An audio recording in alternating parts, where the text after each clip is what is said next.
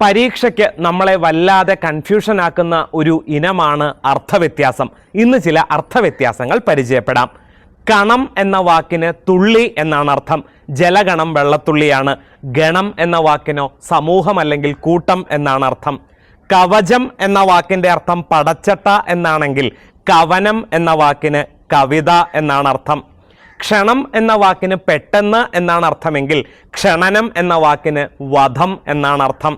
അതുപോലെ തന്നെ കയം എന്ന വാക്കിന് വെള്ളക്കുഴി എന്നാണ് അർത്ഥമെങ്കിൽ കായം എന്ന വാക്കിന് ശരീരം എന്നാണ് അർത്ഥം.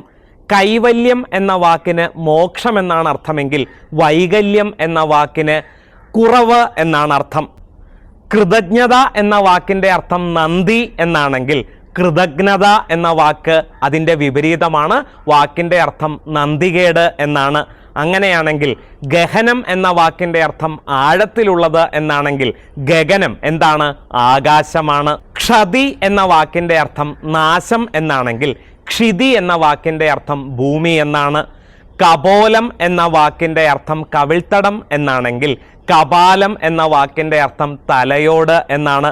അങ്ങനെയാണെങ്കിൽ ഇപ്പോൾ തന്നെ കമൻറ്റ് ചെയ്തോളൂ, എന്താണ് കബോധം എന്ന വാക്കിൻ്റെ അർത്ഥം?